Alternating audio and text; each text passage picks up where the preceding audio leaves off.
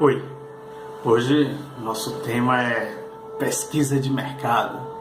Vamos dar uma geral aí nesse assunto, de acordo com aquilo que nós vimos durante esse semestre.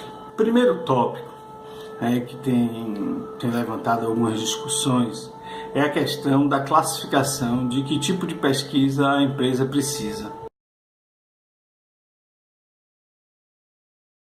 Como aparece aí no slide, a pesquisa pode ser do tipo exploratória ou pode ser do tipo conclusiva, sendo que o tipo conclusiva vai se dividir em descritiva e causal. Então são três tipos: a pesquisa exploratória, a pesquisa conclusiva descritiva e a pesquisa conclusiva causal.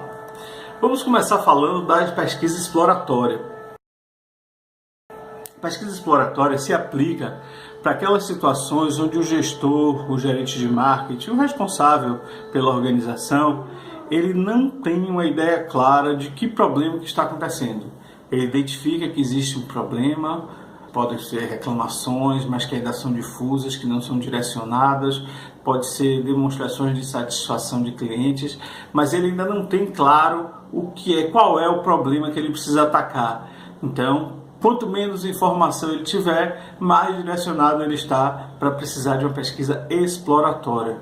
Uma pesquisa que pode, inclusive, ajudá-lo a entender qual é o problema e não simplesmente qual é a solução. Tá? O segundo tipo, que seria a pesquisa conclusiva descritiva, é aquele tipo em que o problema já está muito mais claro. Nós ainda não temos propostas de solução, mas o problema já ficou claro. Então a gente entra na pesquisa conclusiva descritiva, que é a mais cara, que é a mais longa, que é que vai exigir mais energia e mais investimento da organização, mas certo é que também vai trazer respostas mais objetivas. Se a gente garantir as amostras estratificadas, a gente vai ter resultados extrapoláveis, ou seja, resultados que a gente acredita que aquilo que deu na amostra é exatamente o que vai dar no universo. Lembre-se que com nível de 95% de confiança, que a pesquisa de mercado não passa de 95% de confiança, tá certo? Então, vamos pensar no que seria uma pesquisa conclusiva descritiva. É aquela pesquisa que eu sei o problema, levo o problema para ser tratado com o meu público-alvo e espero dele as respostas. Eu não sugiro as respostas, tá certo? O terceiro e último tópico é a pesquisa conclusiva causal. Essa, de fato, eu já levo as propostas de solução. Ela vai tratar relações de causa e efeito. E como é que isso ocorre? Poxa, estamos pensando em criar aqui na nossa academia uma aula de Zumba. Você se interessa? Você que é meu aluno? Então, eu já te dei uma solução e só te peço um sim ou não.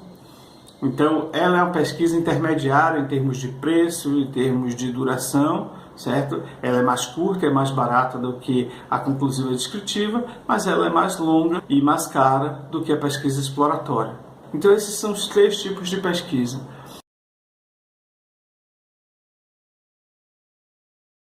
A pesquisa exploratória, para aquele que tem pouquíssima informação sobre o assunto. Pesquisa conclusiva descritiva, para aquele que já sabe qual é o problema, mas ainda não tem propostas de solução para testar numa pesquisa. E a pesquisa conclusiva causal, que é aquela que você, além de já ter identificado o problema, já tem propostas de solução e você só vai perguntar ao mercado: estou certo, estou errado. Tá? Então esses são os três tipos de pesquisa que a gente precisa entender. E então eu vou falar sobre o briefing. Tá? O que é briefing? Briefing é igual a instrução.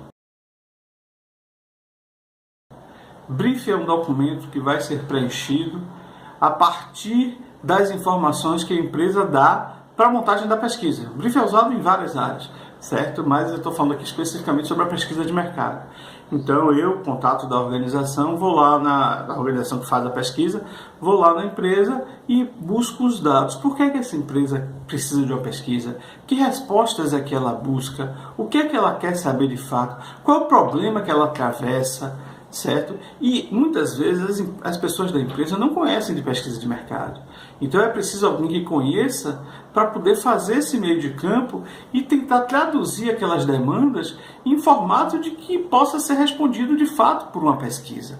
Tá? Então o brief vai fazer algumas perguntas para que a gente tenha as respostas do que é que a empresa precisa de fato, tá certo? Então as perguntas centrais são essas, né?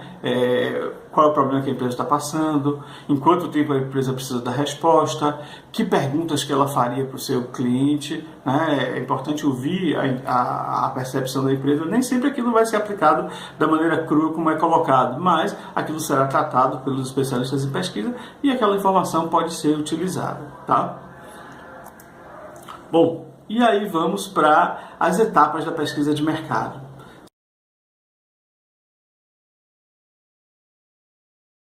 São 4 etapas fundamentais para que a gente realize uma boa pesquisa de mercado. Primeiro, o reconhecimento do problema. Tá? É preciso entender de fato qual é o problema. Sem um problema claramente delineado, não há como fazer uma boa pesquisa de mercado. É querer fazer mágica. Se eu ainda não entendi qual é o problema, como é que eu vou buscar a resposta?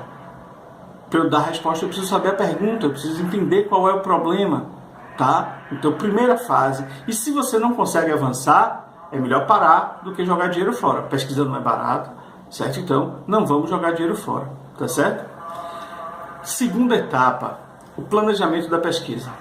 Uma vez delineado e reconhecido o problema, é preciso planejar a pesquisa da melhor forma possível. Precisaremos planejar essa pesquisa, montar detalhe por detalhe. E agora eu vou precisar dar uma paradinha porque o carro do ovo está passando aí, acho que vocês estão conseguindo ouvir. Já já a gente retoma. Estamos aí de volta para falar da execução da pesquisa, a terceira etapa da pesquisa de mercado.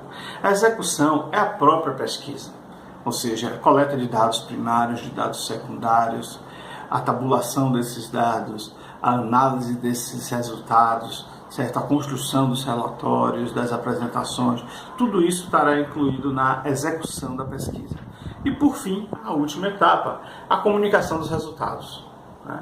2 formas basicamente de comunicar os resultados, que são a forma escrita, através dos relatórios, que já não são aqueles relatórios gigantes como acontecia no passado, e a apresentação oral, certo? Que normalmente é feita através de uma conferência, uma apresentação suportada por slides, certo? Em que a organização vai apresentar, a organização pesquisadora vai apresentar para a organização que encomendou a pesquisa os resultados que encontrou, tá certo? Poucos detalhes na apresentação oral. A apresentação escrita pode ter mais detalhes, tá certo? Porque se você for botar muito detalhe na apresentação oral, aquilo vai ficar cansativo.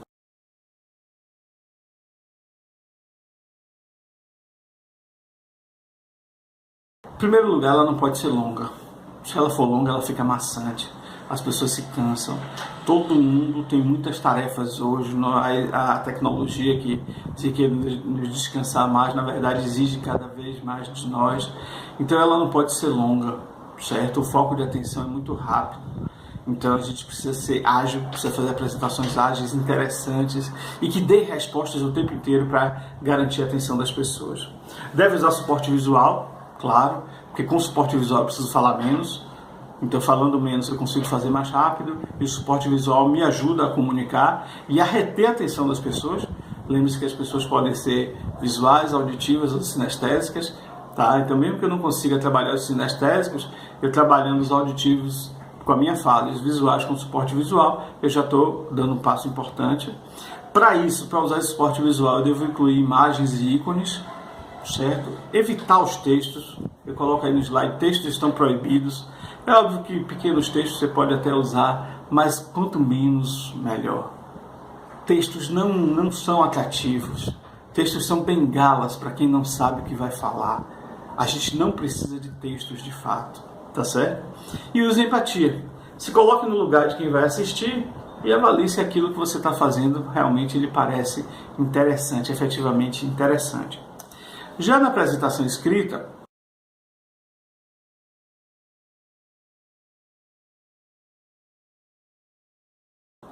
como eu já citei antes, ela não pode ser muito longa como já foi no passado.